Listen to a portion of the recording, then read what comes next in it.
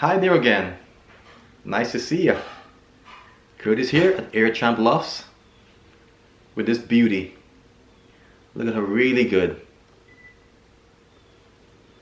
This is Bloomington's Pride. I just call her Pride. Bloomington's Pride. And in case you guys didn't know, I'm located in Bloomington, Indiana. This bird right here is Bloomington's Pride.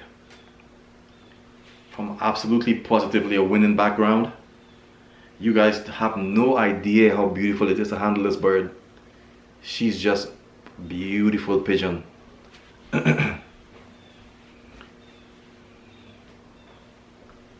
She's a bit young. She is on her 8th, as you can see.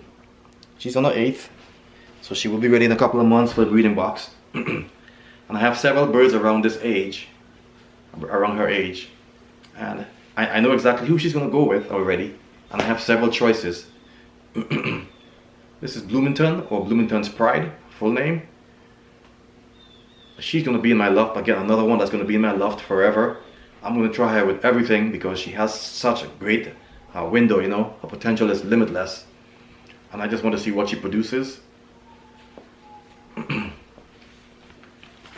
One of the first things you notice about Bloomington is that she has really short forearm, and it's just strong and thick in there. Just nice forearms, and silky, the silkiest of feathers on this girl. Silkiest of feathers.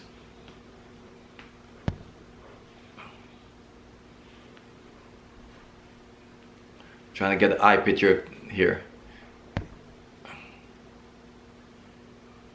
That's not working. Anyway, this is Bloomington.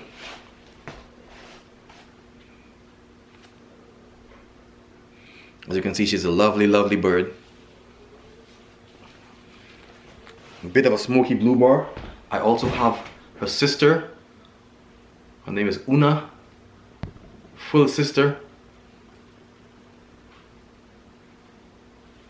And this girl is just a gem to handle.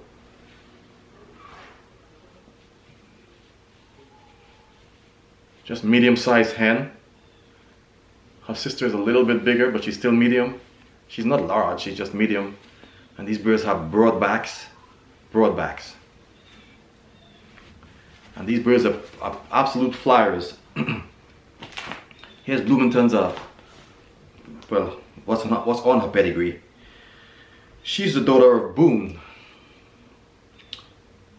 Boone was the 3rd place winner 2020 Hoosier Classic, 351 miles.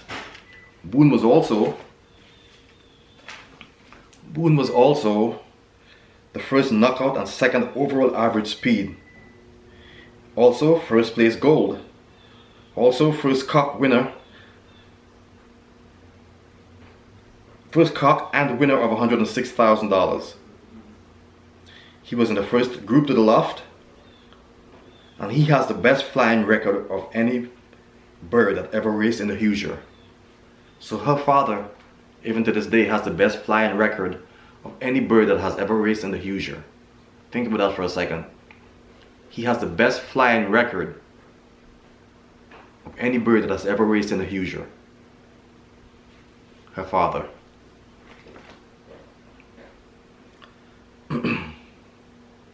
Her mother, DV 09467 1960W.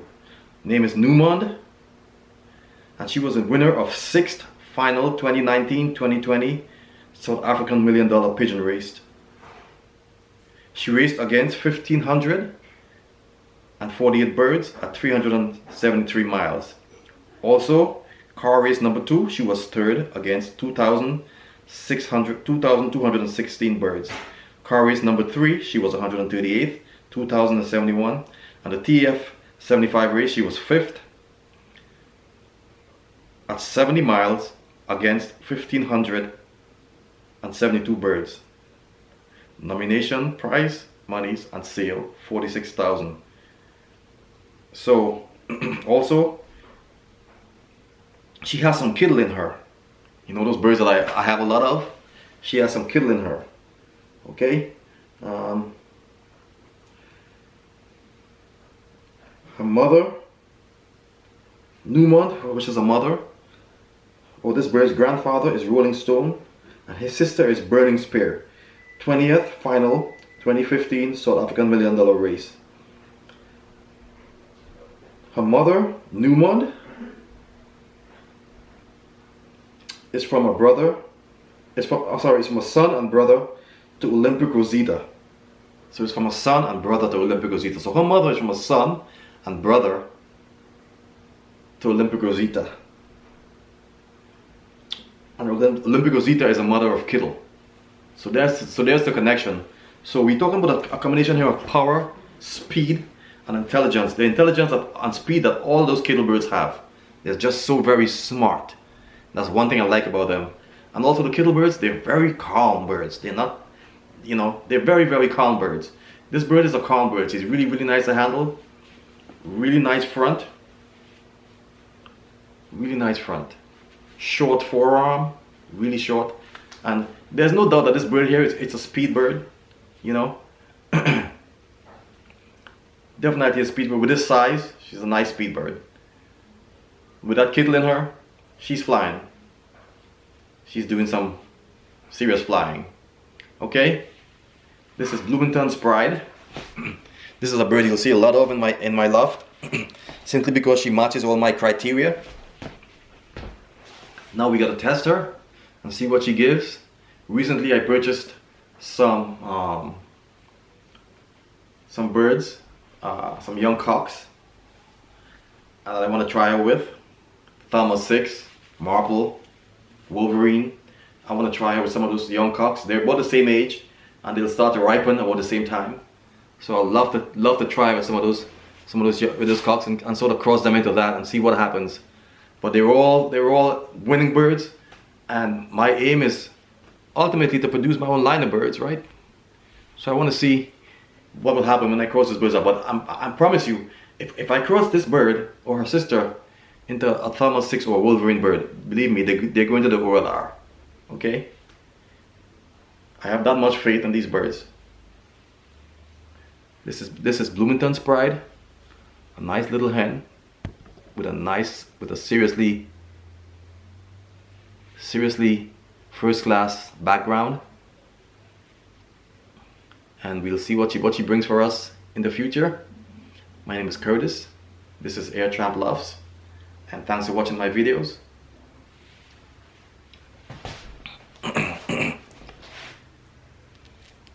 If you're looking for a bird that has balance, you have no problem here.